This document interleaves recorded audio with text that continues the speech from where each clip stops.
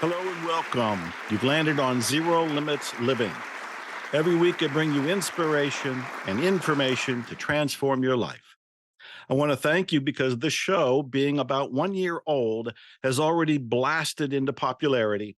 You can now see it or hear it on 1,000 different platforms across the planet, including Roku and Amazon and Apple TV and YouTube.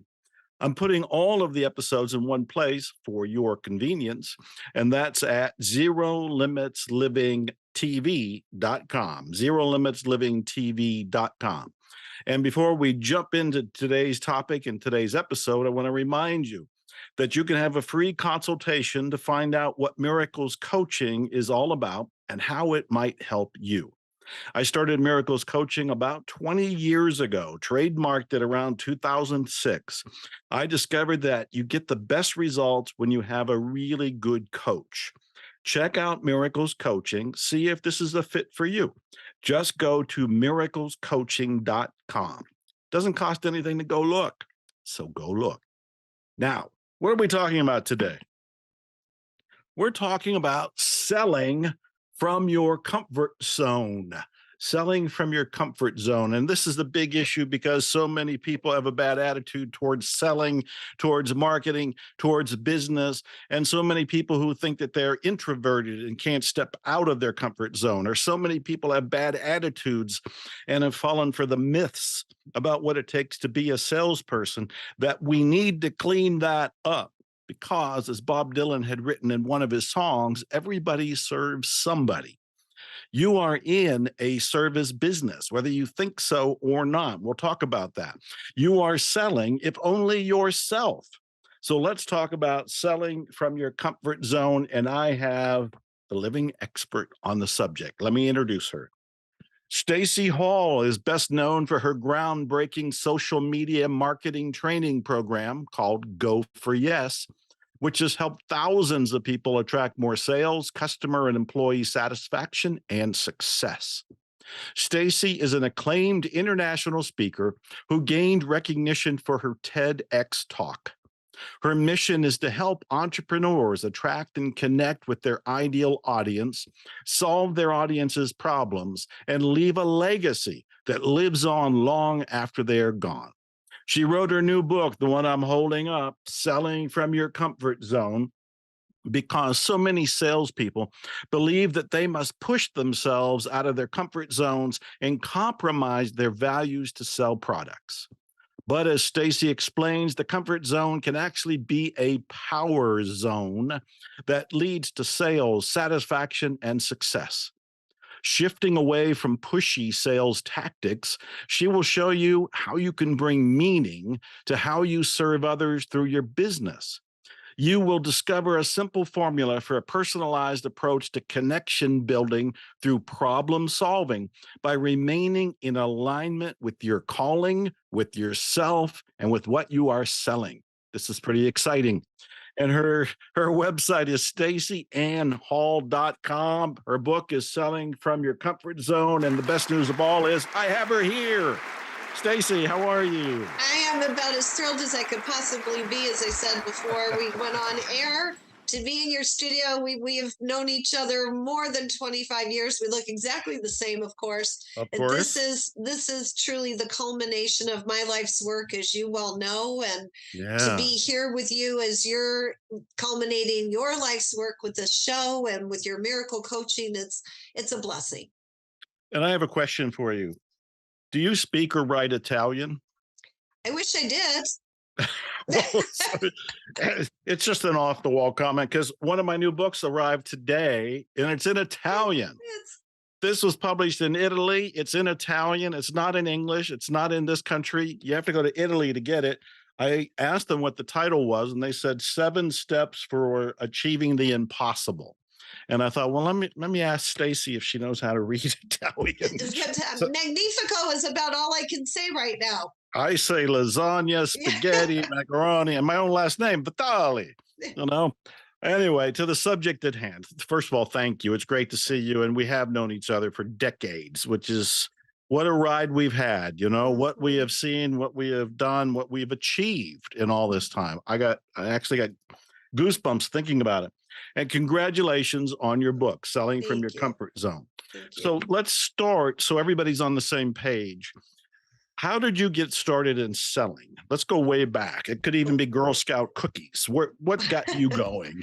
Well, it wasn't Girl Scout cookies, and I think it's because of this reason. It was that far back. My father was Yeah. in sales, and many people have heard the story for here again very briefly because I talk about in the book.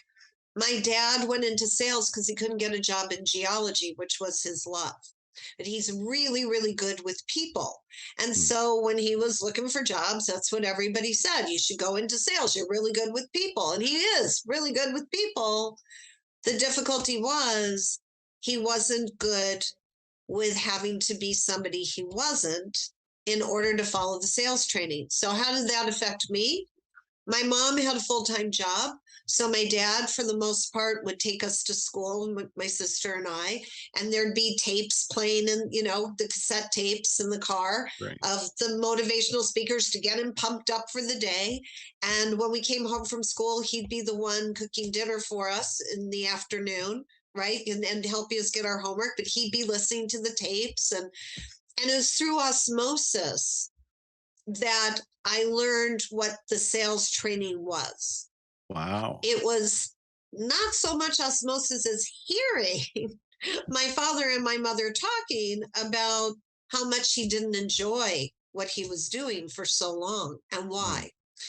And I just knowing my dad and hearing the things even as a kid, I remember thinking to myself, well, he's good at talking to people. Why does he have to learn this other stuff? So the other stuff I'm sure we're going to get into here in a minute. Hmm. When I started working, I didn't really think I was in sales. I took jobs like I worked at Montgomery Wards, and so I was in the drapery department, and people came to me. So I never really thought that I was in sales until, Joe, I went to sell myself for my first job, right? I wanted a job. And I went door to door in Chicago, not door to door housing, but door to door offices to drop off my resume.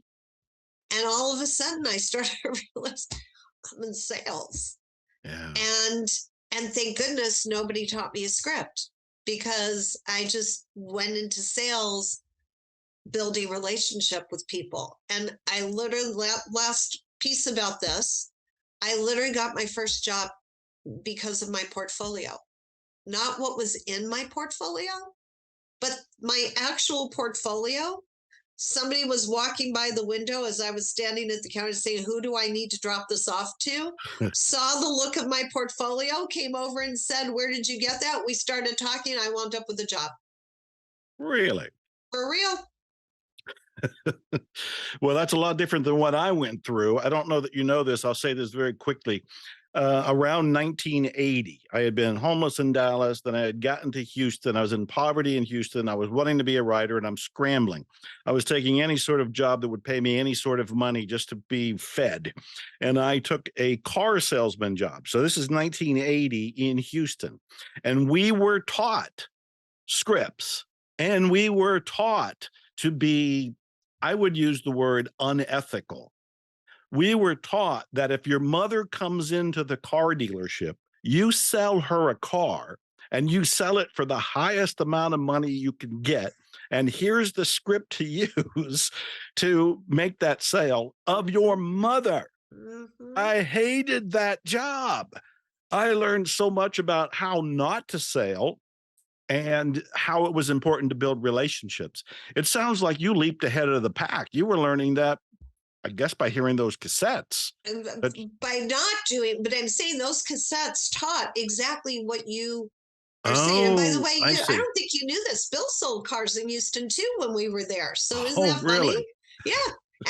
And he does it now, but thank goodness he knows the inside. So when I'm buying a car, which I'm doing this month, he always comes You with got me, not help. because I need the help, but because he knows the triggers, right? But Right.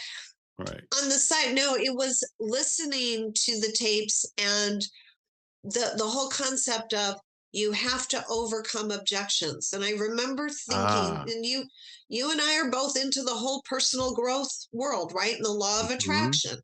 Mhm. It hit me when I started to learn about the law of attraction. This was like one of the very first things that came up was, well, then why are salespeople taught to expect no? If I'm Mm. supposed to be focusing on what I want to focus on the yes. Like that makes sense. And you said something in the intro about the myths about sales. There's one friggin' big myth that I want to wipe off the face of the earth, that the way you make sales is to overcome no's. I got chills when you said that because that is so big. It is amplified even today. I have seen different sales trainers in the little clips that show up on social media telling people about here's how you overcome the objections. Here's what you do with all the no's that are coming from. They are still training people to wrestle with that. What's your version of that? What is your other The world other way, look? Yeah, what's the okay, other way? Thank you. it's called the alignment marketing formula, which I talk about in the book, and I'm going to Yes. explain it here because it's really, really simple. Instead of always be closing the traditional ABCs of sales, alignment, belief, consistency. And I'm Joe, this is what you teach as well. This is how you tap into miracles, as you talk about. When I'm in alignment with myself, with my core values, with my strengths, with my skills, with what's important to me, if I choose to go into sales, I'm going to choose a product that I love and I have a personal story with it, right? Right. So, first, I'm aligned with myself, then I'm aligned with my product. Then I'm going to start talking to people about that who are like me, who have the same problems that I used to have before I learned about this product or the service. I mean, this is why so many coaches become coaches because they got coaching to solve a problem and now they want to go help people who still have those problems and need a coach. Mhm. Well, it's the same with whatever you're selling. If you love that product, you love it because it solves a problem for you in some way. With social media marketing, we can now very easily find people who still have the problem that we can solve. So that's where we get into alignment. Mhm. Mhm. Then we must believe we can serve those people, not learn scripts on how to convince those people, but believe that we have something that is of service. And when we're in our strength and when we have belief, we stay consistent because we feel confident in what we're doing. And everybody says you stay consistent with your activities, you're going to get success. And I say in the sales world, you're going to get sales, success, and satisfaction. That's beautiful. That is so beautiful. Thank You you. know, for the longest time, I was hearing from people who said they hated selling and they hated marketing. Mhm. They hated sales and marketing. And it really bothered me because I was thinking about this and I thought, why is it bothering them so much? And then I realized that I don't actually like sales and marketing. I like, and this is my reframe of that Yeah. whole business aspect, sharing. Hmm. That's what I'm doing. Other people might say Joe's selling, but what Joe's doing is sharing whatever I got excited about. I found a new book like this one, Yeah. Selling from Your Comfort Zone, and I want to tell the world about it. Am I Yeah. selling? I guess by definition, some people would say I am. In my heart, though, I'm going, no, my heart's beating faster. I'm doing this because I'm really excited about it. So I've told people to reframe selling and marketing to sharing.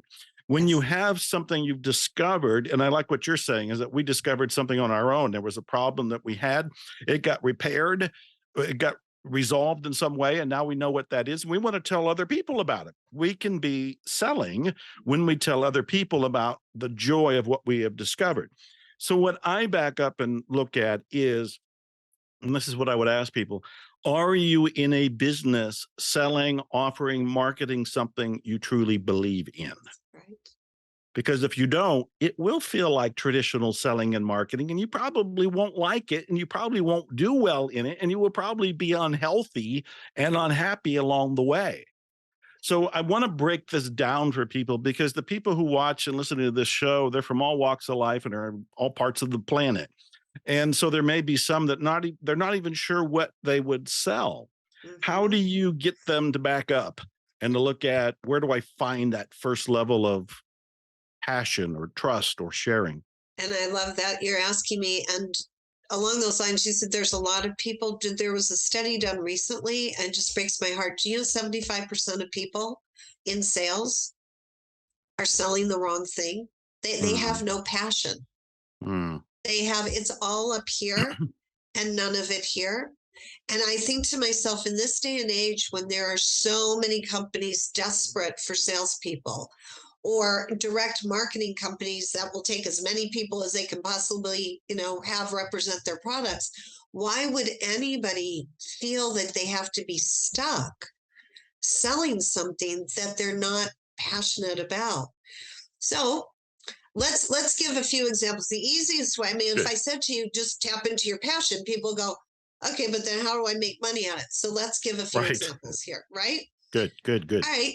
So let's say that you're somebody who's lost weight, or you lost weight that way, or you worked out, or you ran. Okay.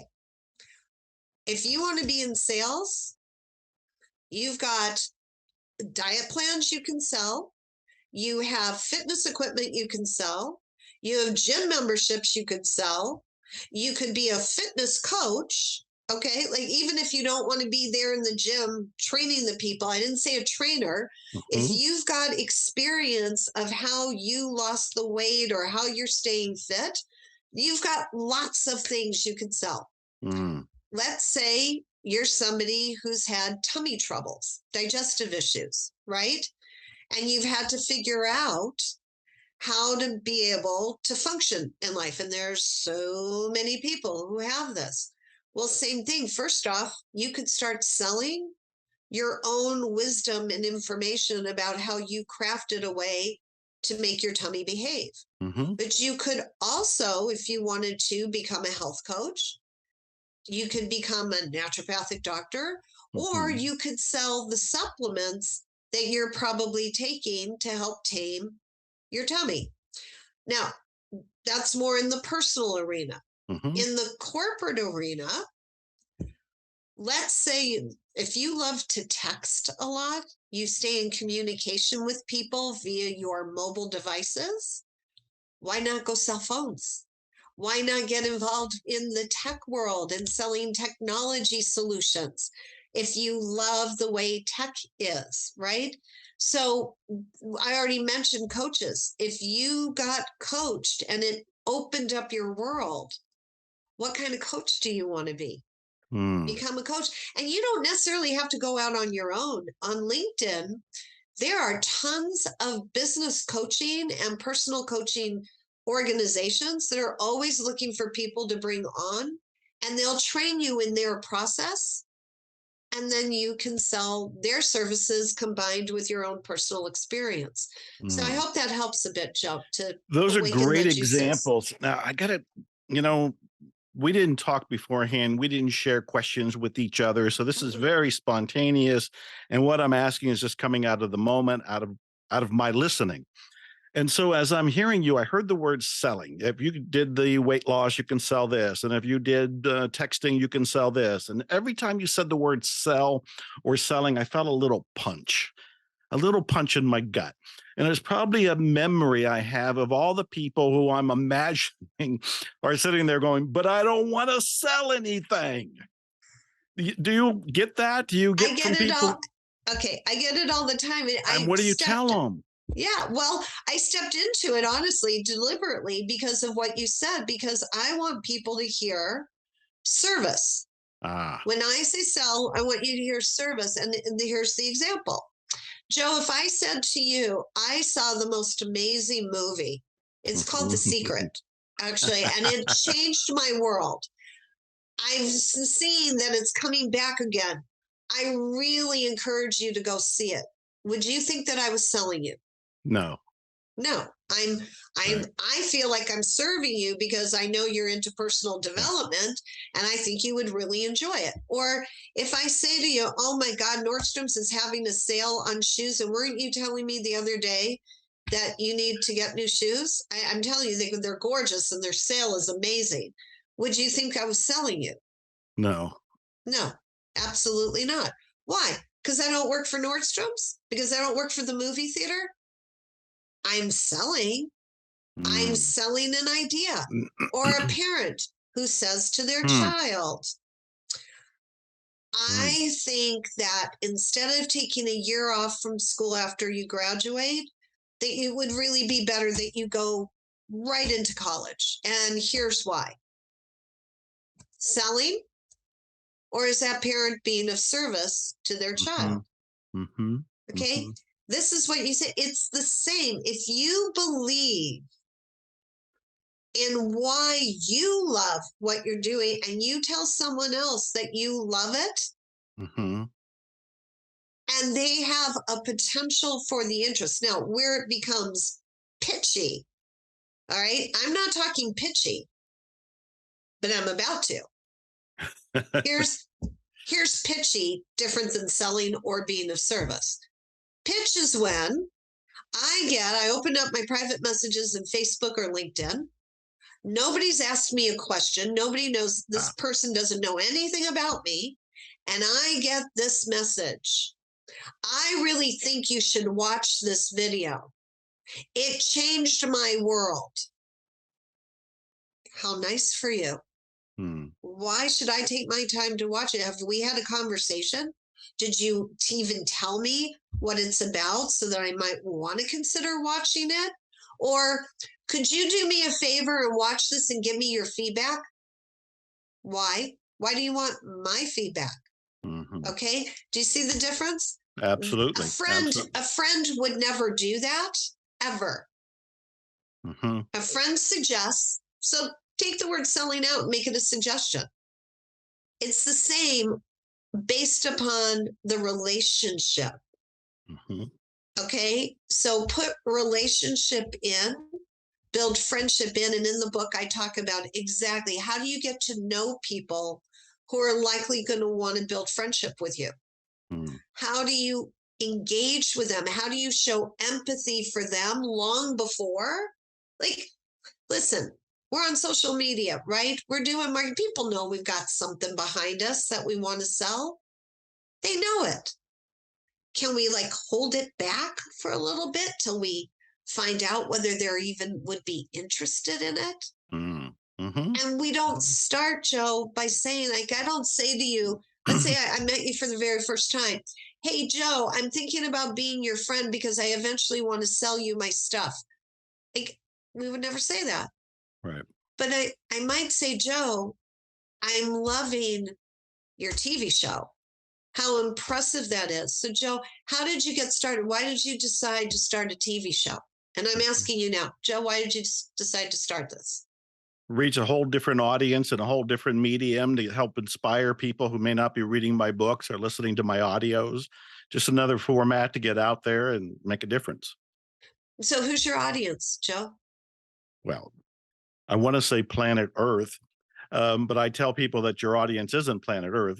Your audience is the people who are ready to hear your message. So in my case, it's probably spiritually minded self help entrepreneurs.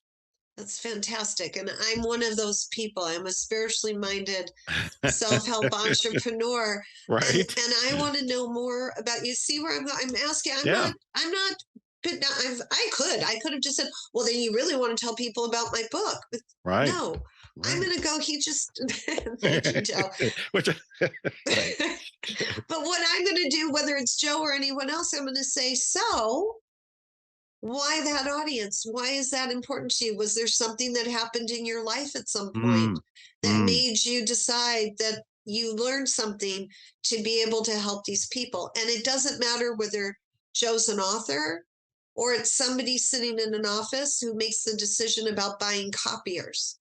I would mhm. ask the same kinds of questions. So you would be building a relationship there. You would be focused on the other person, which is traditional Dale Carnegie, really. and go and focus on them. And in my book, Hypnotic Writing, I said one of the greatest copywriting principles is to get out of your ego Yes. and get into the other person's ego. In that case, get into the reader's ego. These are just different ways of helping to expand the understanding of what you're talking about here. We're in Building. alignment. We always have been. This is why I love your books and your audios, and always did. And I'm not the first to say this. In fact, what I'm very proud about in the book is that I compiled wisdom from a number of people who've been selling like this for years and years, have written some of their own books or have their own courses. And so in addition to my experiences, it also includes their viewpoint. And I wanted that because so many people think this is a novel idea, and yet you've been teaching it for a long time. You talked about Dale Carnegie, and yes, people know them, but then why are these other myths of you have to have a script prepared? Yeah, that works. Yeah, let me like, yeah, I may not be holding it, but I'm definitely holding it up here while I'm looking at the person and I'm thinking, sorting to where in the script now do I go to, as opposed to talk to me about you and let me have a normal conversation with you. So, Why are we not teaching people that? well, thank goodness we are, at least some of us are, like you and me right now. So I need to be a little bit more direct and a little bit more pushy in getting some answers that'll be of the most service to people. Sure. So we do understand that we want people to look at where their passion is, meaning where did they have something that made a difference in their life that they're still excited about. And then they can look at the possibility of selling it. So some of the issues that come to mind for me, because your book is all about selling from your comfort zone, is the idea of people feeling uncomfortable, especially if they are introverted. Because if they feel I'm introverted, I can't really talk to anybody, even if it's about my passion and I'm really excited about that movie I saw, and that's not really selling, that's sharing, and I'm going to build a relationship. But they're feeling so fearful and so withdrawn and so introverted. How do the introverted rise and sell? Well, it's funny that you should ask me that. So first off, I thought you were going to ask me, like, because the other myth is that you have to get out of your comfort zone to be successful, right? You got to I was grow a going there pair. too. That's where I thought you were going to go. And Right. I always say, all right, so tell me, when you're out of your comfort zone, where are you? And nobody can ever tell me. They always tell me, well, I'm in fear. And I'm, okay, that sounds like a great place to be successful. I don't think so. Okay, so let's first define comfort zone very clearly. So again, we all have core values. And if we don't think we do, all we have to do is ask, what would be a deal breaker for you? And you'll identify your own core values. Anything that's a deal breaker gives you points to what you will not tolerate, which then tells you what you will tolerate. We all know our gifts and our strengths. So listen, I was an introvert. Nobody believes it anymore. It was many years ago. But when I started knocking on those office doors, I was the biggest introvert ever. You can ask my mother. If there was a group of people, I was always the one that sat back and just listened because I didn't think I had anything to contribute. But I knew what I wanted to do. And so I knew what my talents were. I knew what my skills were. And so what I wanted to do was just gently expand. And in the book, I talk about that you have this place where you feel the most comfortable, but just like a rubber band, you can expand a bit without breaking, as long as you're using the same talents, the same skills, the same tools.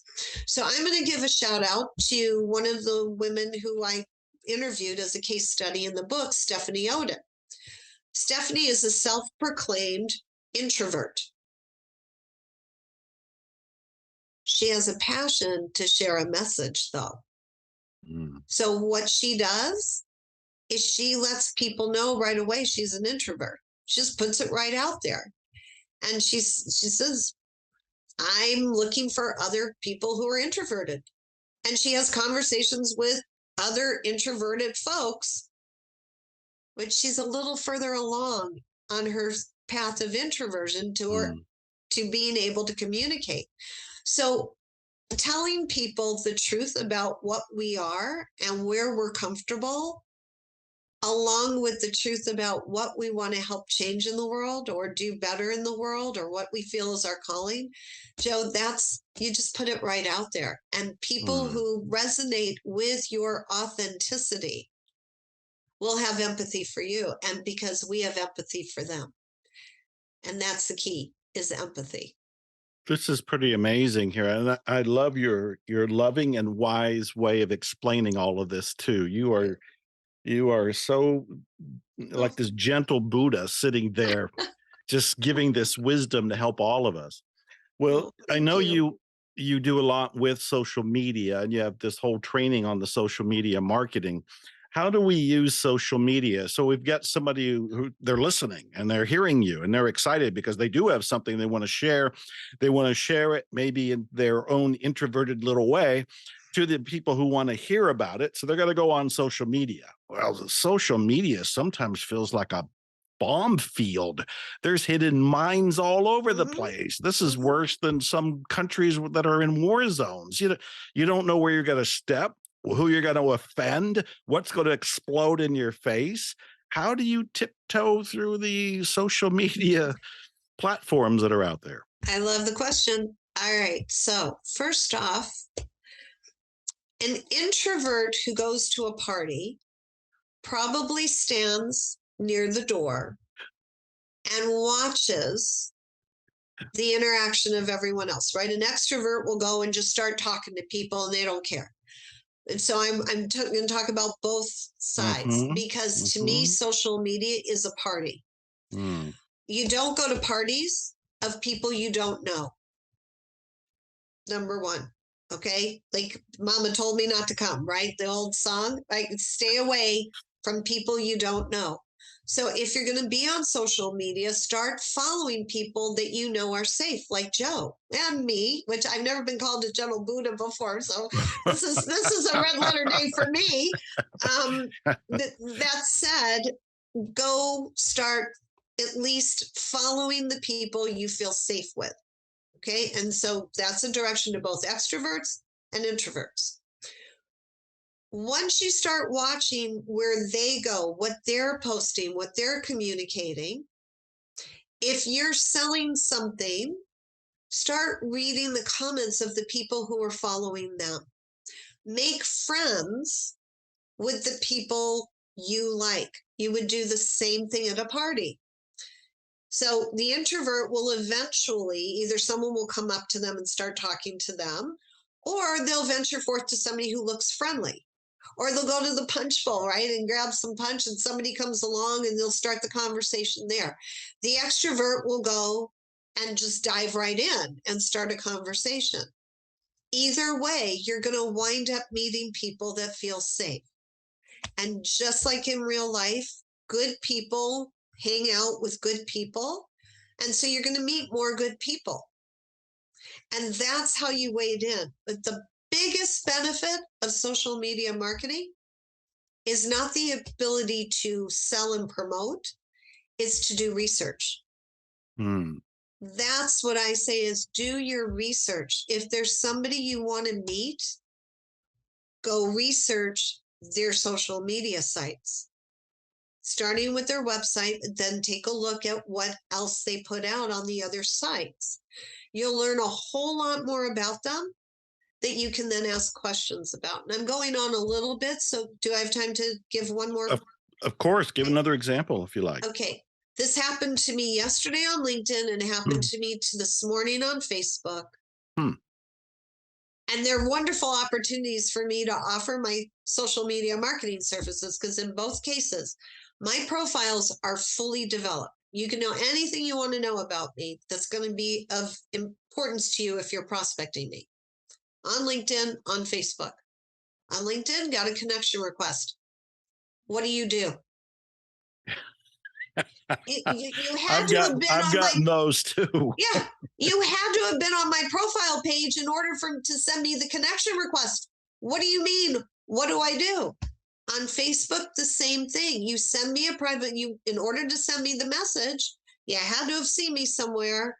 You could have just clicked on my profile. What do? Please, folks, that is not doing research. Research is reading what's there and then asking people about what you read. Mm. Probably more than you wanted me to say, but Joe, it's No, my hot no, button. that's absolutely beautiful because I've often wondered. I get a lot of requests when people ask me things like, "What do I do?" They're asking me, "What do I do?" And then they will say things like, "Where do you live?" And they'll say things like, "I have a new program out. Will you help promote it with me?" And I'm thinking to myself, is this an autoresponder? Did you just blanket the entire world with the same Mm-hmm, email? It's mm-hmm. very easy to find out who I am and what I do. I'm making it easy. I'm marketing all the time. I'm marketing daily. And so for somebody to do that, there is no, I was going to say no relationship. There's no connection at all. It's severed. It doesn't even begin. So when you explain it like this, I think you're doing a world of service. Oh, So good. Stacey, I need to ask you a different question. You know, I had a guest on last week, and she's actually a famous country singer, but she had been on Dr. Phil, and they were on there. She was on there because they were talking about something I had never heard of before. And I'm going to lead to asking you about this in case you've heard of it. It's called quietly quitting. Oh, yeah. I never heard of it before, Oh, Stacey. yeah. And my heart was breaking to hear. I got chills even right now because I felt helpless. And the way it was described to me, because Amy Scruggs was the guest and she Yeah. was on there as an expert, and she was saying that a lot of young people were quitting, they were giving up, Mm-hmm. saying that the Napoleon Hill stuff that Napoleon Hill spent his life researching and honing and turning into a dozen or so laws, they're saying that doesn't work for us anymore. And there was a sense of hopelessness, like they were giving up on doing anything extra. If they had a job at all, great. But even with the great resignation that has been going on with Mm-hmm. the COVID and COVID itself sending people home, getting some people unemployed, did you know about quietly quitting? I do. I shortly after the book got released in July of this year, that Mhm. phrase started coming to me a lot. However, I had done research for the book, and so the Okay. phrase wasn't there until recently. The concept was, and I'm going to give it a more positive spin.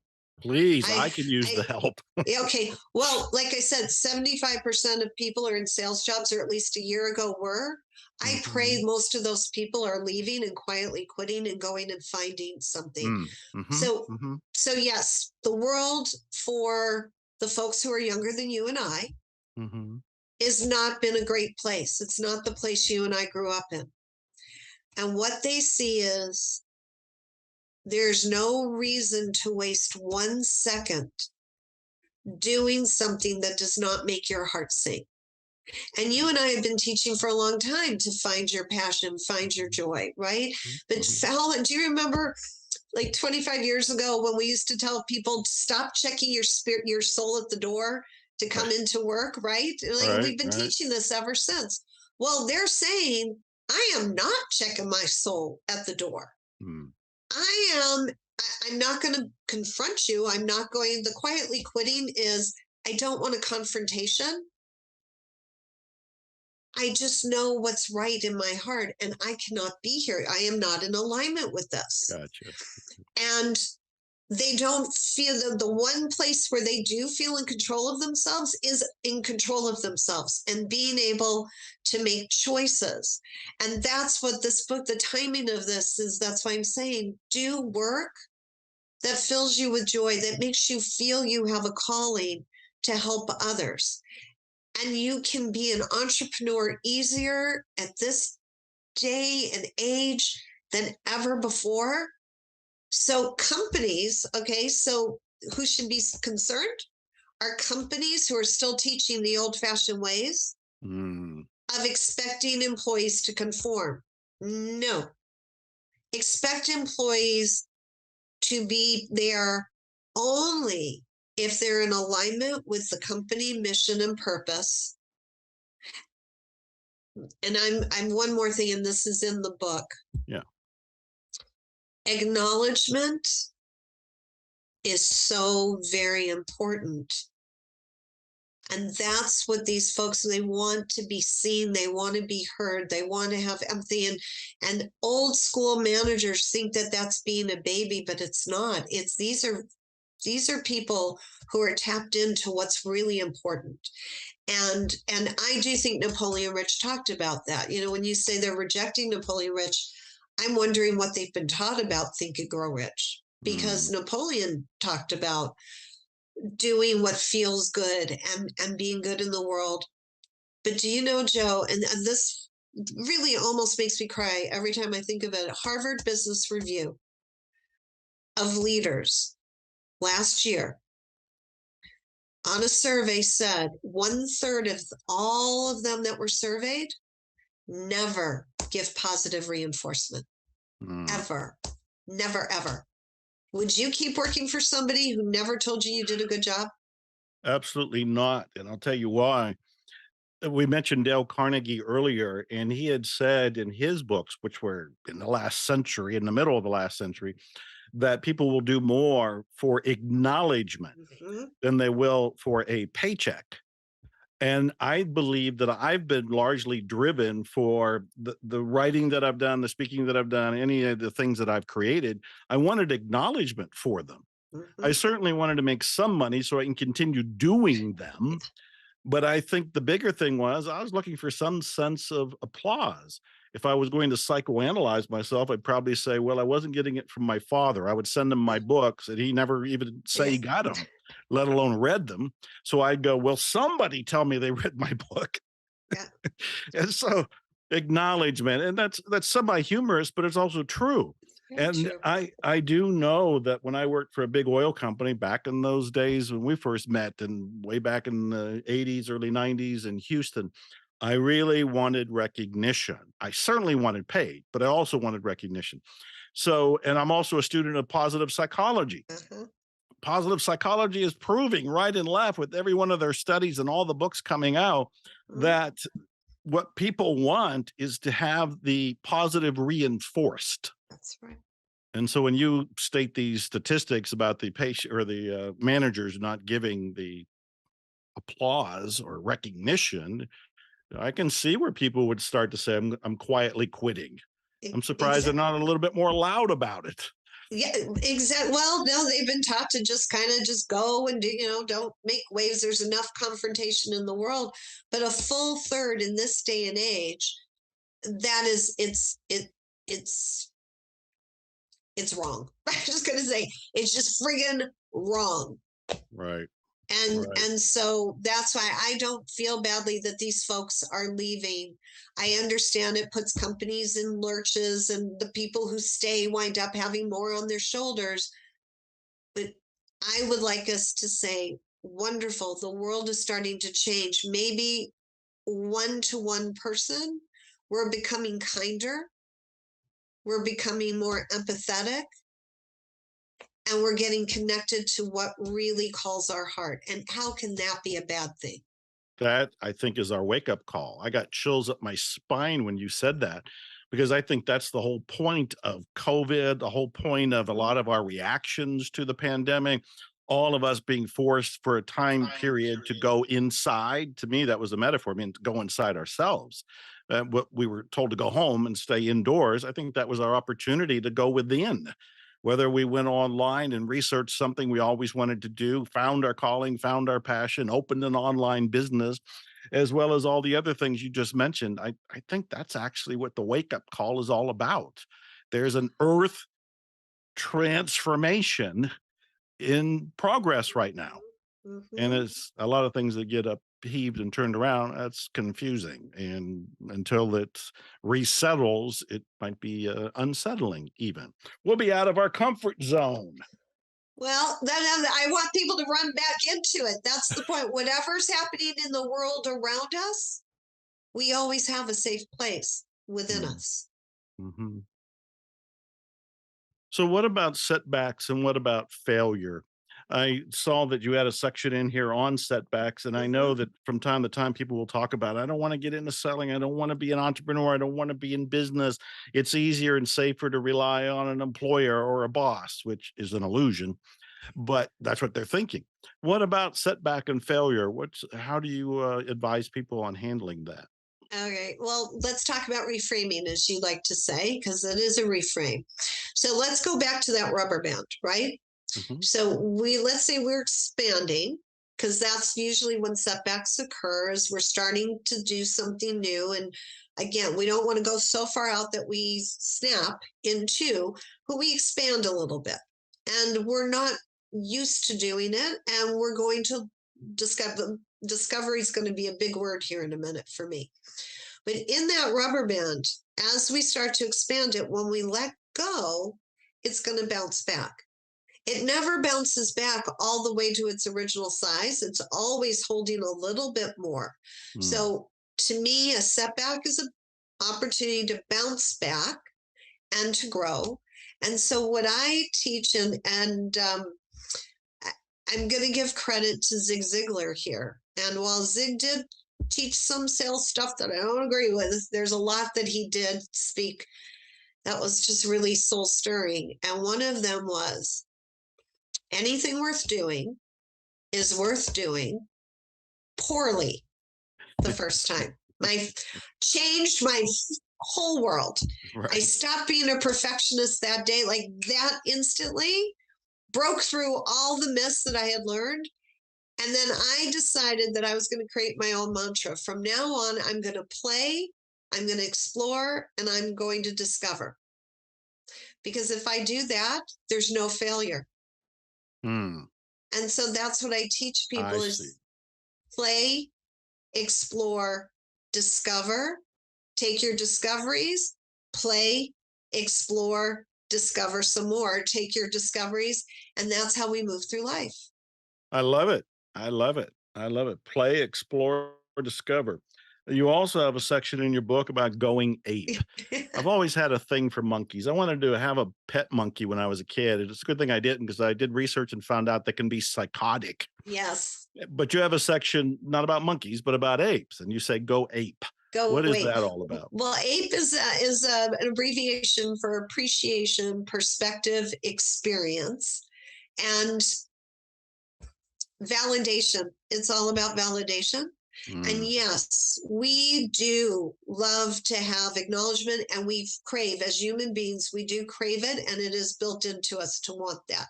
Mhm. But you talked about positive psychology. I really love neuroscience as well. Mhm. Neuroscience shows that our brain does get, awakened when someone else gives us acknowledgement. But Joe, it awakens more when we give ourselves acknowledgement. Isn't that cool? Ooh, that is very good. So, like, so much, it lights up so much more when we acknowledge ourselves.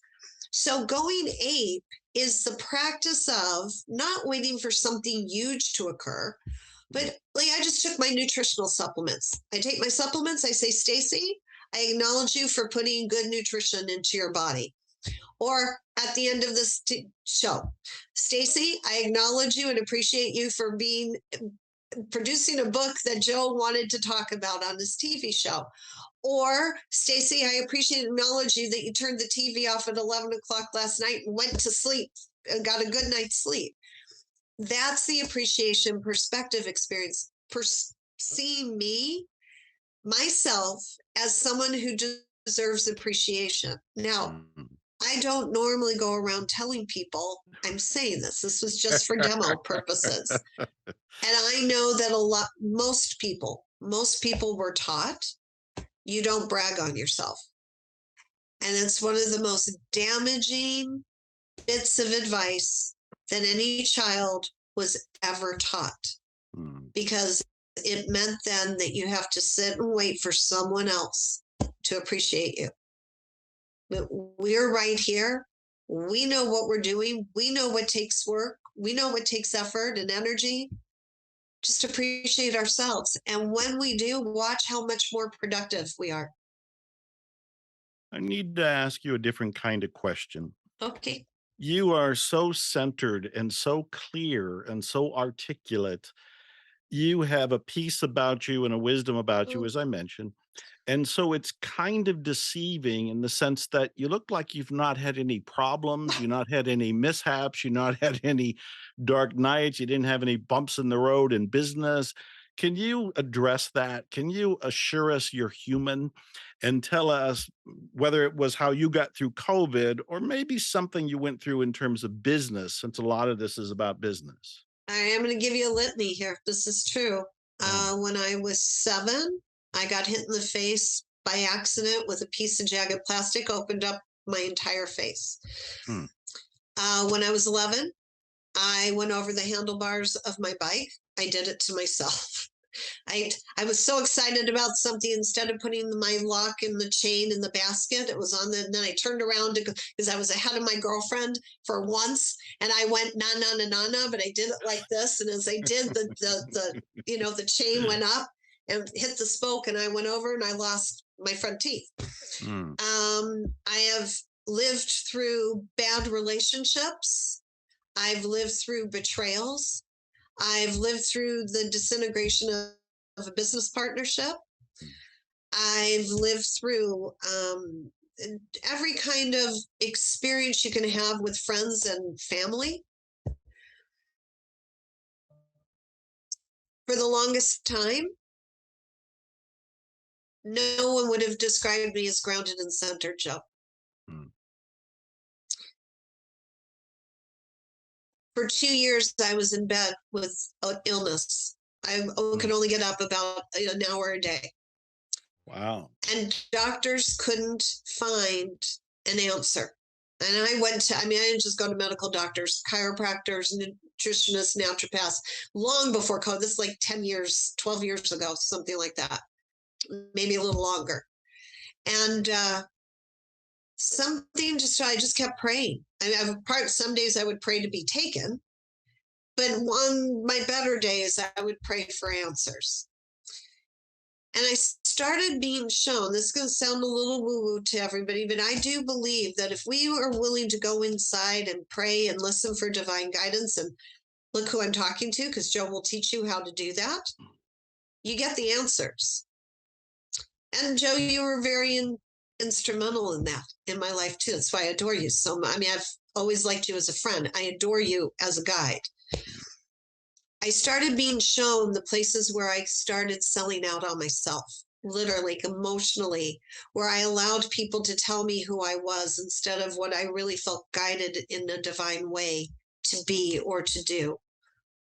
And I made a promise to God, and I said, if you help me heal my heart, said it out loud, you help me heal my heart, I will watch everything you bring into my life and I will write it down and I will teach other people what I did. And if it helps them, great. But that's the only reason I'm willing to go through this for you.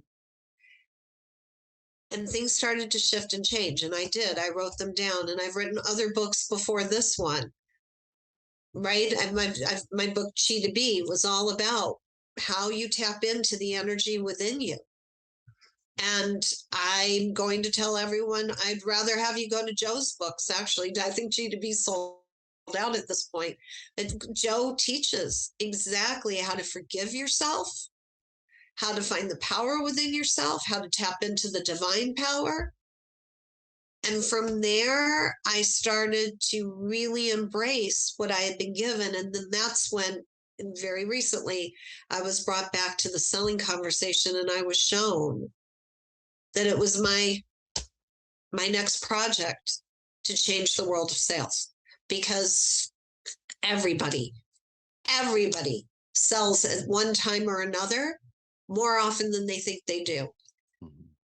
This is where relationship actually begins. Right relationship is right here. Oh, Stacey, I'm so glad I asked, and thank you for being so transparent with Thank you. that. The Chris at the studio was telling me we're running out of time I here, bet.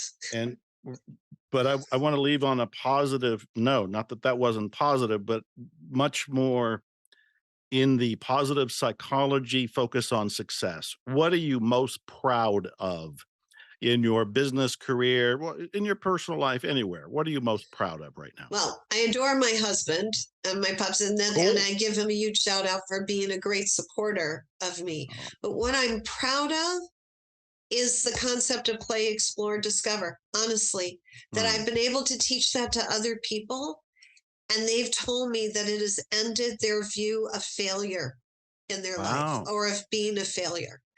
That they can now get into action and know that it's not the end of the world if something doesn't go the way they want it to go.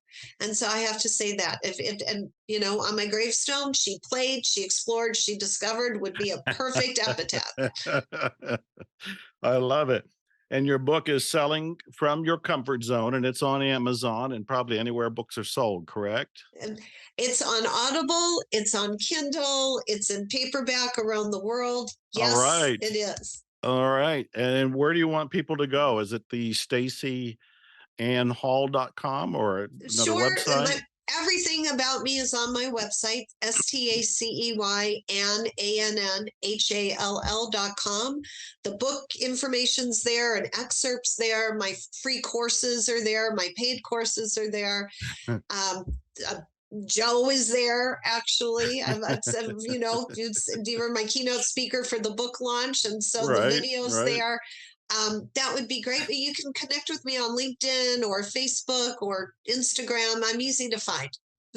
I follow Joe, so follow me as we follow Joe. Stacy, thank you. I can't thank you enough. Oh, Our long-term thank you. friendship, the success I see you doing here, how you're making a difference in everybody's lives, your books, everything. Congratulations. Thank you. And I love you. I respect you. I'm grateful for you. Thank you. It's right back everything and so much more. Yeah, I'm here to a great extent because of the wisdom you were willing to share. Thank you. Well, everybody, you've been watching Zero Limits Living. Every week, I bring you information and inspiration to transform your life. I'm putting all the shows in one place, ZeroLimitsLivingTV.com. And I want to thank Lux Media Studios, Candace Barr, Chris running the camera there, all of you for watching the show, making it so popular. And as I like to say, expect miracles. Glutathione is a big word. It's the body's own master antioxidant. It's a scavenger for free radicals, bacteria, and viruses. There are no products in the market with the ingredient NASET. NASET increases the production of glutathione that's in our body already to strengthen and enhance our immune system, elevate sense of well-being, support muscle strength and endurance, cognitive function, and liver support. It helps with increased energy and blood sugar regulation. Get your bottle of GSH Plus from www.salvationnutra.com.